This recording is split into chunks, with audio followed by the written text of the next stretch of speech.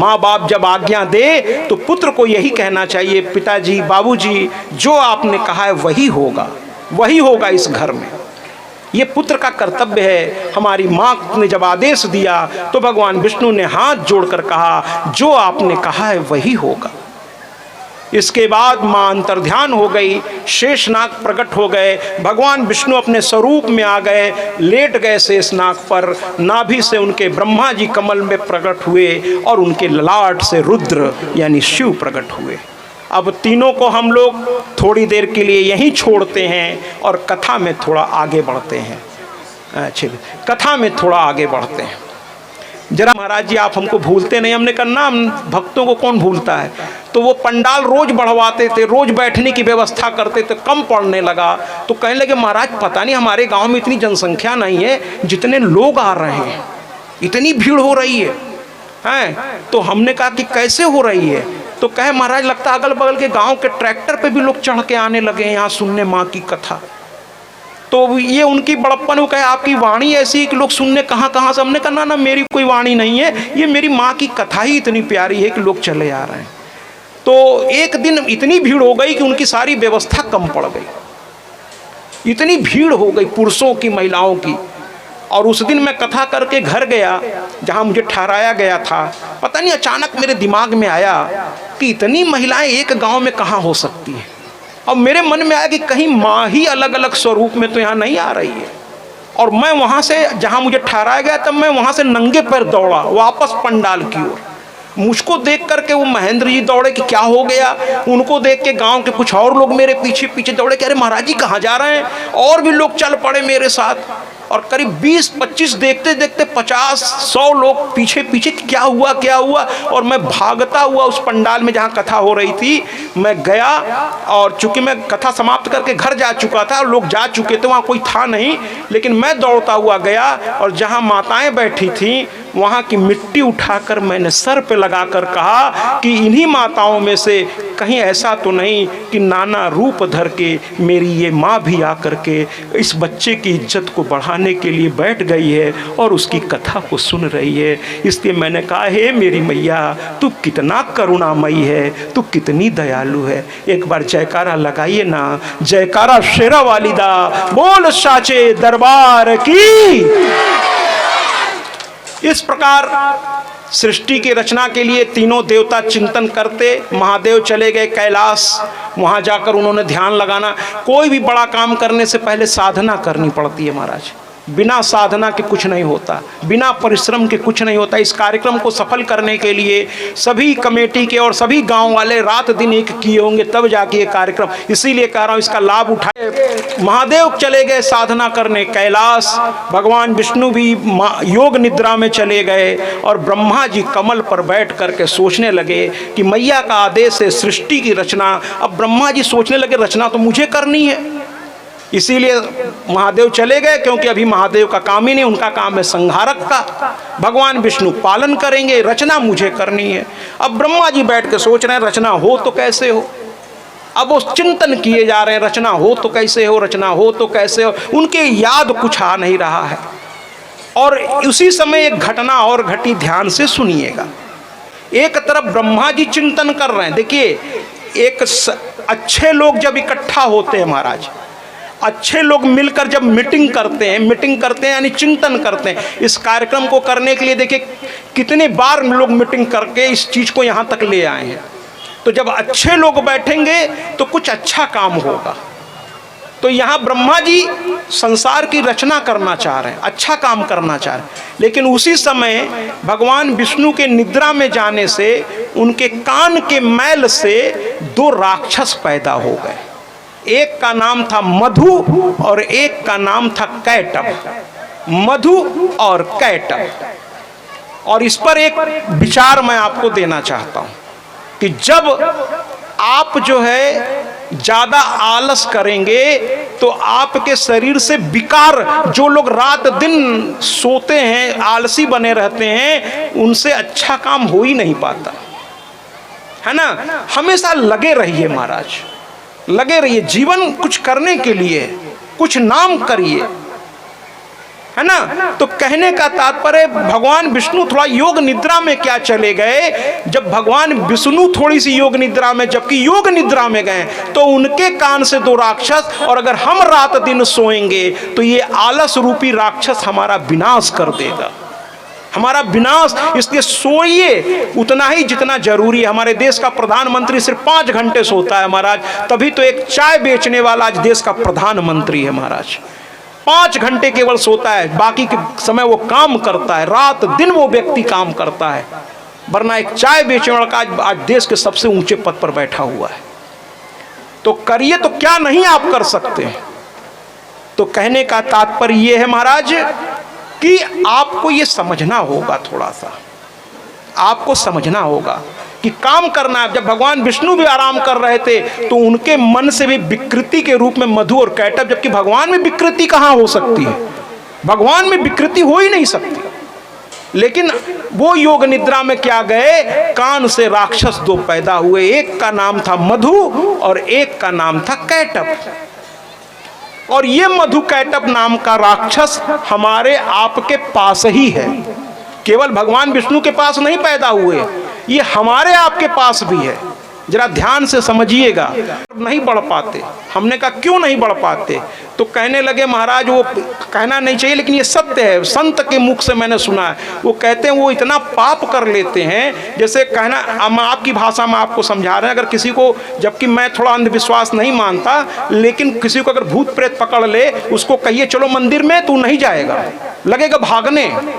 तो अगर आपको जहाँ कथा हो रही है, जहाँ पूजा हो रही है, अगर वहाँ अंदर जाने का मन न करे तो आप समझ लीजिएगा कि आप जाने अनजाने में जो आपसे कर्म हुआ है वो आपको जाने से वहाँ इसलिए रोक रहा है, क्योंकि अगर वहाँ चले जाएंगे तो आपके जो भी बुरे कर्म हैं वो जल के भस्म हो जाएंगे और आपको सुख मिलेगा। और आपके बुरे कर्म नहीं चाहेंगे कि आपको सुख मिले, वो चाहते हैं कि आप इसी तरह और बुरे करें जिससे वो आपको दुखी कर सके, इसलिए वो आपको यहाँ आने से रोक रहे हैं।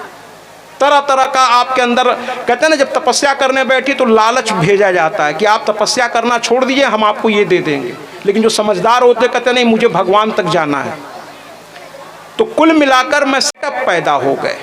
मधु और कैटभ के आने से अब राक्षस है, तो जो गलत व्यक्ति है ना, वो कहते हैं ना, कुछ लोगों की आदत होती है, ना अच्छा काम करेंगे और न किसी को करने देंगे।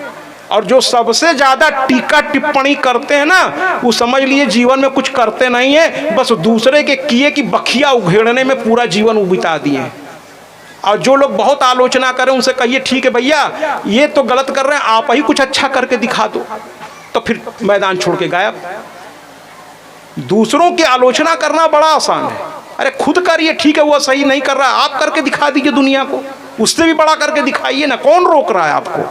अच्छा बनने से कौन रोक रहा है आपको? तो दूसरे की आलोचना में समय बिताने से अच्छा है कुछ ऐसा करिए कि लोग आपकी जय जयकार करने लगे। अरे नहीं जय जयकार तो कम से कम इतना तो इच्छा होगी कि लोग सम्मान, भाई आपको देखकर अगर सामने वाले में प्यार न जगे, थोड़ा सम्मान न जगे तो जीना निरर्थक है। आपको देख के लोगों के मन में घृणा पैदा हो जाए तो आपका जीना निरर्थक है। तो कुछ ऐसा करिए ना कि लोग आपका सम्मान, आपको प्यार देने लगे, है ना। तो कहने का तात्पर्य है कि यहाँ पर मधु कैटभ, अब इनकी भी मीटिंग हुई, लेकिन जब गलत आदमी मीटिंग करेंगे ना महाराज, तो ना अच्छा करेंगे ना अच्छा करने देंगे। यही रात दिन उनकी प्लानिंग चलती है। वो कहते हैं ना, हमारे बिहार की एक कहावत है, न खेलब न खेले देव, खेलबो तोहार बिगाड़ दे। कुछ लोग इसी पे जीते हैं, न खेलब न खेले देव, खेलबो तो हर बिगाड़ दे। उससे मिलेगा क्या? किसी के यहाँ कार आ गई तो आप भी मेहनत करिए, उससे बड़ी कार ले, लेकिन अगर आप एक ईंटा लेकर उसके शीशे को तोड़ेंगे तो उससे आपको कार मिलेगी क्या?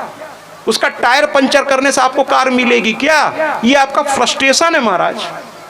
अगर आपको उसके कार से ईर्ष्या हो रही है तो आप और मेहनत करके उससे बड़ी कार ले आइए, कौन रोका है आपको? आप अपनी मेहनत से अगर कमा रहे हैं तो कौन रोकेगा आपको? तो ईर्ष्या करने से अच्छा है कुछ रचना करिए। मधु कैटभ ने क्या किया कि उसने चारों ओर देखा और समुद्र में खड़ा था, तो कहता है भैया आओ जरा सा देखा जाए किसमें कितनी ताकत है। और लगे हाथ से जोर जोर से पानी को पीटने। अब पानी में इतनी हलचल होने लगी कि ब्रह्मा जी जो कमल में बैठे थे वो भी हिलने लगे हल्का हल्का। कहीं ये क्या हो रहा है, अभी तो समुद्र शांत था। ब्रह्मा जी समझ गए कि कोई दुष्ट व्यक्ति है, जो हम ध्यान कर रहे हैं उस ध्यान को भंग, माने अच्छा काम करिए तो कुछ लोग लग जाते हैं पीछे, कह रहे साहब कैसे ही अच्छा कर रहा है, खुद तो कर नहीं रहे, जो दूसरा कर रहा है उसका भी। तो ब्रह्मा जी को लगा कि ये कौन है जो मुझे ध्यान भंग कर रहा है, मैं तो सृष्टि की रचना माँ के आदेश से करने जा रहा हूँ, मैं किसी का क्या बिगाड़ रहा हूँ, मैं तो अच्छा काम करने जा रहा हूँ, इसमें किसी को क्या दिक्कत हो सकती है।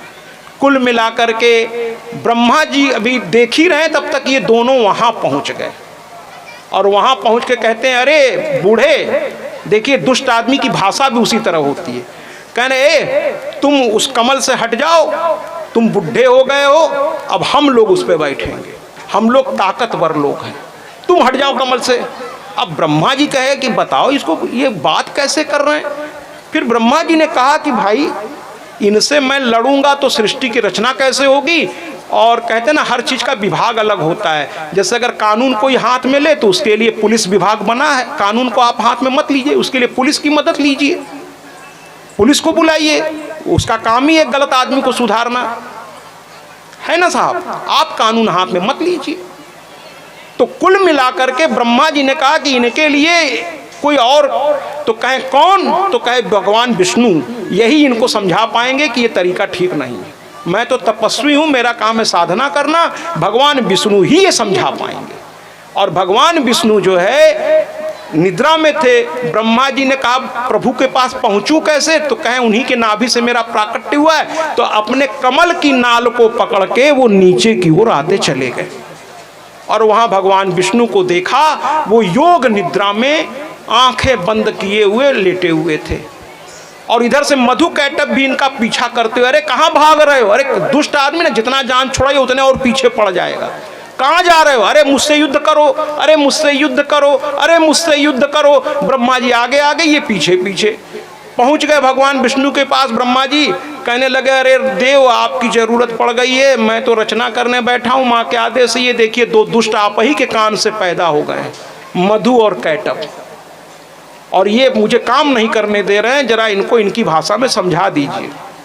तो भगवान विष्णु तो सुन ही नहीं रहे, वो आंख बंद किए। भगवान विष्णु से वो बार बार कह रहे हैं, हे प्रभु सुन लीजिए, हे प्रभु सुन लीजिए, हे प्रभु रक्षा करिए ना, रक्षा करिए ना। और अंत में ब्रह्मा जी को समझ में आ गया, ब्रह्मा जी को समझ में आ गया कि ये योग निद्रा के अधीन है, यानी माँ के ध्यान में ये मग्न हो गए। और जब माँ से इनका ध्यान लगा है तो इनको दुनियादारी नहीं सुनाई दे रही है। अब इन्होंने कहा कि माँ को ही याद करना ठीक होगा।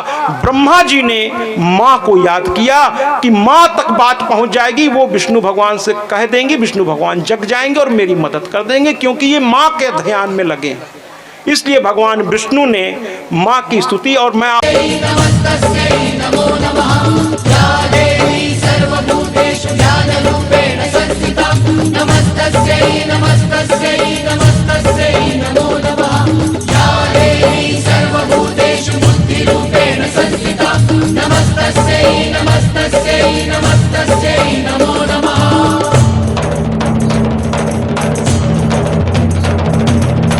रक्षा करो भवानी, रक्षा करो, रक्षा करो भवानी, रक्षा करो, रक्षा करो भवानी, रक्षा करो, रक्षा करो भवानी, रक्षा करो।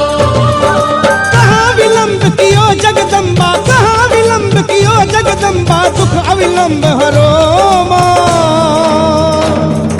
रक्षा करो भवानी, रक्षा करो, मांगो रक्षा करो भवानी, रक्षा करो, रक्षा करो भवानी, रक्षा करो, मांगो रक्षा करो भवानी, रक्षा करो।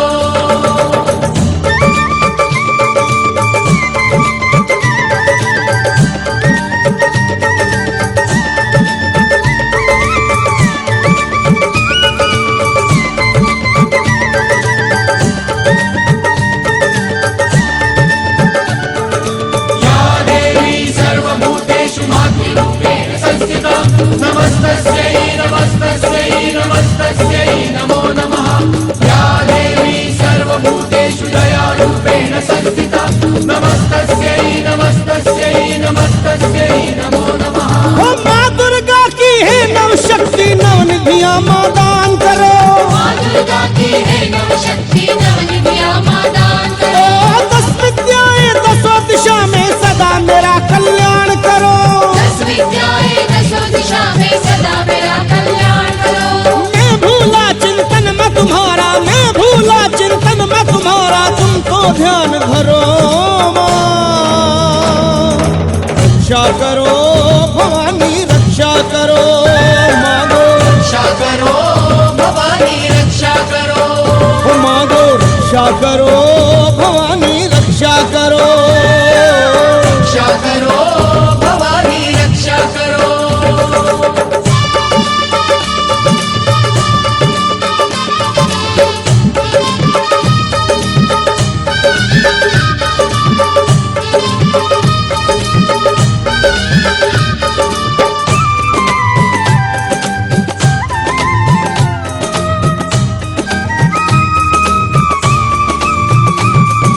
इंद्राणी वाराही वारुणी माँ महेश्वरी कौमारी।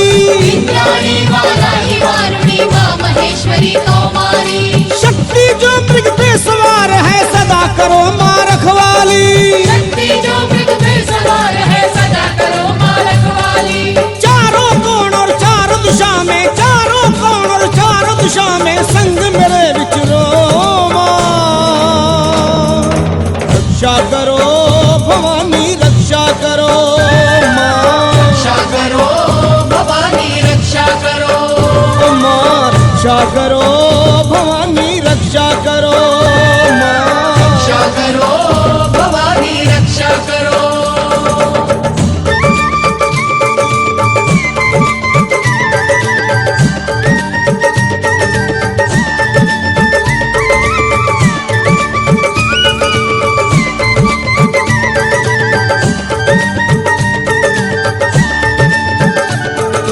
या देवी सर्वभूतेषु विद्यारूपेण संस्थिता नमस्तस्यै नमस्तस्यै नमस्तस्यै नमो नमः। या देवी सर्वभूतेषु लज्जारूपेण संस्थिता नमस्तस्यै नमस्तस्यै नमस्तस्यै नमो नमः। ऊपर ब्रह्माणी और नीचे करो वैष्णवी। माँ फिर से दोबारा देवी भागवत में प्रकट हो गई, आकाश में स्थित हो गई। ब्रह्मा जी ने हाथ जोड़ा माँ को, कहा माँ तुमसे क्या छुपा है, देखो ना ये मधुकैटभ नामक राक्षस मुझे बहुत परेशान कर रहे हैं, मुझे मेरा काम नहीं करने दे। राक्षसों का यही काम है महाराज, न करेंगे न करने देंगे, ये राक्षसी वृत्ति है ना। तो कुल मिलाकर के कहने लगे माँ कुछ करो ना। तो माँ ने कहा चिंता मत करो, मैं भगवान विष्णु को योग निद्रा से उठाती हूँ। और भगवान विष्णु ने एक लंबी जमाई ली और उठ के बैठ गए। कहने लगे अरे ब्रह्मा जी कब से आप खड़े? कह अरे प्रभु इतनी देर से आवाज़ दे रहा हूँ आप सुन ही नहीं रहे हो। कहने लगे अरे क्या करूं, मैं तो माँ के ध्यान में मग्न हो गया और कब समाधि में चला गया मुझे पता ही नहीं चला। कह रहे महाराज आप समाधि में चले गए, आपके कान के मैल से ही 2 राक्षस पैदा हो गए, मधु और कैटभ। कहने लगे अच्छा मेरे ही कान से? कहे हाँ देखिए ना वो खड़े होकर ललकार रहे हैं, कह रहे हैं। तब तक वो नज़दीक सब आ गए। जब देखे विष्णु भगवान उठ गए तो वो दोनों राक्षस, मतलब दुष्ट आदमी तो बस यही रात दिन में उनका काम ही है।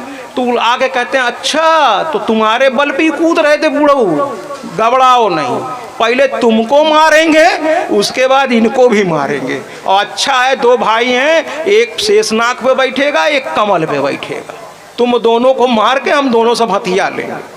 दुष्ट आदमी को यही लगता है कि हम ही सब कर सकते हैं, बाकी लोग तो थोड़े कर सकते हैं, है ना। तो कहने का तात्पर्य ये है कि मधुकैटभ ने जब ऐसा कहा तो भगवान विष्णु ने मुस्कुराते हुए कहा बड़े जल्दी में हो, शेषनाग भी चाहिए, कमल भी चाहिए, तुमको बैठना है इस पर, कुछ जल्दी में नहीं हो। अरे थोड़ा 2-2 हाथ कर लो, फिर देखते हैं किसकी शेषनाग और किसका कमल, हो जाए 2-2 हाथ। तो मधुकैटभ ने कहा हो जाए, क्या दिक्कत है, अकेले लड़ोगे कि दोनों जने? भगवान विष्णु ने कहा हम तुम्हारे लिए अकेले काफ़ी हैं। तो कहें इनको छोड़ दो, तो संत आदमी है, संत को लड़ाई झगड़े से क्या ले, इनको किनारे करो, हम ही से निपट लो। भगवान विष्णु गदा लेके खड़े हो गए महाराज। मधु ने कहा देखो ऐसा तुम अकेले लड़ रहे हो तो हम भी अकेले लड़ेंगे, हम भी बहुत न्याय वाले आदमी हैं। अच्छा, हम राक्षसों में देखें बड़ी बड़ी बातें बहुत करते हैं लेकिन उसको जीवन में अपनाते नहीं है महाराज। बातें तो बहुत बड़ी बड़ी करेंगे, कहने लगे तुम अकेले हो तो हम लोग भी अकेले लड़ेंगे, बिल्कुल तुमको परेशानी नहीं होगी। किससे लड़ोगे, मुझसे या इससे? तो भगवान ने कहा तुम्हारी इच्छा है, तुम दोनों में से जो आ जाओ। कहने लगे ठीक है फिर हम ही लड़ लेते हैं तुमसे। तो मधु आगे बढ़ा, भगवान से लड़ने लगा। धीरे धीरे मधु लड़ते लड़ते थक गया। फिर कैटब आगे बढ़ा, फिर वो लड़ने लगा, वो भी धीरे धीरे थक गया महाराज। दोनों लोग थक गए। यहाँ पर क्या हुआ कि दोनों बारी से लड़ते थे। भगवान विष्णु अकेले लड़ रहे थे। 5000 वर्ष तक लड़ाई चलती रही, 5000 वर्ष तक युद्ध चलता रहा।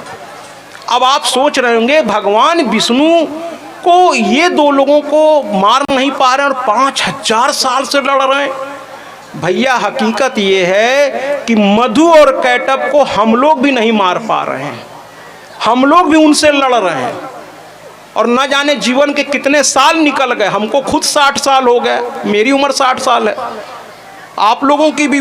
मधु और कैटब जो है ये हर आदमी को परेशान कर रहा है। अब आप कहेंगे महाराज हमको तो दिखाई नहीं दे रहा है, हम बताते हैं मधु कौन है।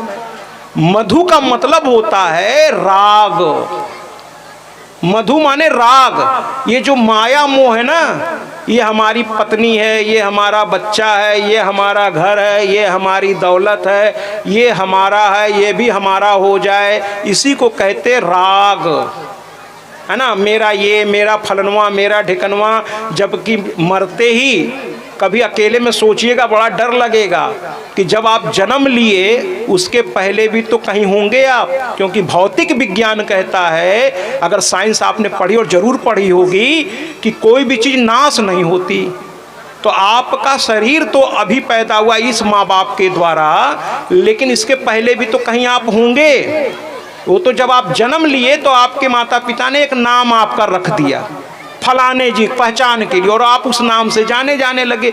लेकिन जन्म से पहले भी कहीं होंगे, अब मरने के बाद भी कहीं आप जाएंगे, ये पक्का है।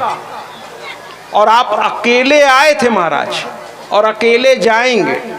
वो कहते हैं ना कि जब मौत होगी तो पत्नी घर पे रोएगी, छटपटाएगी, करे ये जा रहे हैं, लेकिन वो घर तक ही रो के छोड़ देगी आपको। श्मशान लेके लोग राम नाम सत्य है कह के निकल लेंगे आपको, पत्नी वहीं रोएगी, लोग उसको पकड़ लेंगे, उसको घर से बाहर नहीं निकलने देंगे। आप अकेले आगे बढ़ेंगे, बच्चे आपको श्मशान घाट तक, नाते रिश्तेदार आपको श्मशान घाट तक ले जाएंगे, परिचित भी ले जाएंगे, लेकिन चिता पर अकेले ही आपको चढ़ाया जाएगा और आपके यही मुख में अग्नि लगा दी जाएगी। फिर वहाँ से अकेले ही सब करना है। तो जब दुनिया में अकेले आए और अकेले जाना है तो फिर किसी माया मुंह में पड़कर आप गलत काम क्यों करते हैं और किसके लिए करते हैं। महर्षि वाल्मीकि से भी यही बात पूछी थी ऋषियों ने कि तुम जो डाकू बन के लूट रहे हो किसके लिए। कहे पत्नी और बच्चों के लिए। कहे जाके पूछो जब ये पाप का फल भोगना होगा वो साथ देंगे। वो गया दौड़ के डाकू, कहने लगा तुम साथ दोगी। पत्नी ने कहा देखो मैं पत्नी हूँ, मेरा काम है घर चलाना, तुम पुरुष हो, तुम्हारा काम है मुझे भाई सामान ला के दोगे तभी तो घर चलेगा। अब तुम सामान कैसे ला रहे हो तुम जानो, क्यों गलत काम करके लाते हो, अच्छा काम करके ले आओ। बच्चों से पूछा, कहें भाई आप पिता हैं, आप हमको 2 रोटी देंगे, जब तक हम छोटे हैं बड़े हो जाएंगे तो कमाएंगे। अब आप उस रोटी को कैसे लाते हैं वो आप जानिए। तब वाल्मीकि की आंखें खुल गईं, भाग के संतों के पास गया, पैर पकड़ लिया, कहा पाप में तो कोई साथ देने को तैयार नहीं है, कोई भोगने को। कहे महाराज यही संसार है, पाप अगर आप करेंगे तो भोगना भी आप ही को पड़ेगा। तो मेरी हाथ जोड़कर विनती है इस ग्राम के एक एक व्यक्ति से, उतना ही पकवा करिएगा महाराज जितना झेल पाइएगा।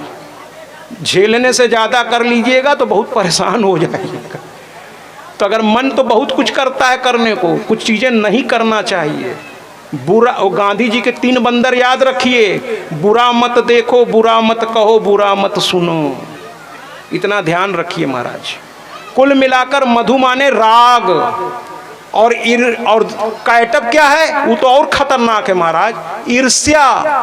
दूसरों से जलन, ये ईर्ष्या जो है ना बुद्धि को नाश कर देती है।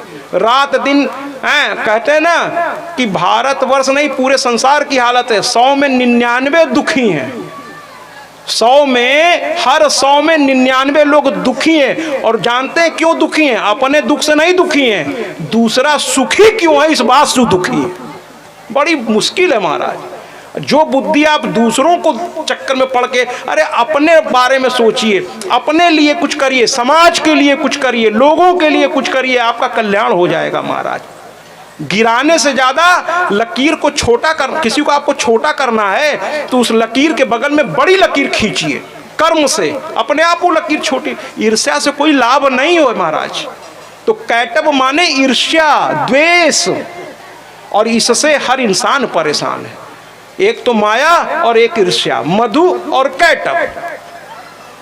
तो भगवान विष्णु भी इसी से लड़ रहे हैं, हमको आपको भी लड़ना होगा। और अगर जीतना है तो फिर मेरी माँ की भक्ति करिए, मेरे माँ की शरण में आइए, यही एकमात्र है जो इस मधु कैटब को मारेगी। इसलिए माँ को पकड़िए। जैसे आज भगवान विष्णु थक गए लड़ते लड़ते, तो उन लोगों ने धीरे से मधु कैटब से भगवान विष्णु ने हाथ जोड़ के कहा, भैया तुम 2 हो, मैं अकेला हूँ, थोड़ा हमको भी विश्राम करना है। तुम लोग बारी बारी से विश्राम भी कर ले रहे हो और लड़ भी रहे हो, जरा हमें भी विश्राम। कभी अपने माया मोह और अपनी ईर्ष्या से थोड़ा 2 मिनट के लिए शांत होकर अकेले में सोचिए, अपने आप के लिए सोचिए कि मेरा कल्याण, मेरे परिवार का कल्याण कैसे होगा। भगवान विष्णु ने कहा थोड़ा हमको सोचने का मौका दो, थोड़ा विश्राम करने दो। मधु कैटब ने कहा कि ठीक है ठीक है। वो सोचे ये थक गया है, देखो हाथ जोड़ रहा है। लोग कहते थे विष्णु भगवान बड़े ताकत, मेरा हाथ जोड़। दुष्टों की यही पहचान है, अगर उनसे आप सज्जनता से बात करेंगे तो वो और अहंकार में आ जाते हैं। वो सोचते हैं कि हम ही बहुत बड़े जो है वो हैं। देखो कैसे आराम, कितना विनम्रता। कहते हैं ना सज्जन से अगर आप विनम्रता से बात करेंगे तो वो और विनम्र होकर आपसे बात करें। दुष्ट से अगर आप बात करेंगे तो फिर तो और चढ़ के बात करेगा, यही तो उसकी पहचान है। तो ये और नशे में आ गए, कह लगा ठीक है तुम भी क्या याद करोगे, बैठ लो, थोड़ी देर बाद तो तुमको मरने हैं, बैठ लो। और मधु कैटब दूर बैठ के क्या सुस्ता लो, मरने के लिए तैयार हो जाओ। तो भगवान विष्णु कहा हाँ भैया मार लेना, थोड़ा रुक जाओ, थोड़ा सा आराम कर लें, फिर हमको मौत दे देना। इसका विष्णु भगवान बैठ गए, चिंतन करने लगे।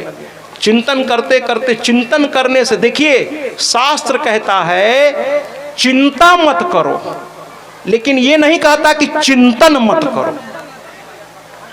चिंतन और चिंता में अंतर है। कल इस पर चर्चा होगी, कल जब भक्तों की कथा आएगी मैं इस पर बात करूंगा कि कथा मत करिए। शास्त्र कहता है चिंता चिता समान है, लेकिन चिंतन तो करिए कि सही क्या है, गलत क्या है, जीवन में क्या करना चाहिए, क्या नहीं करना चाहिए, ये सब चिंतन तो करिए महाराज।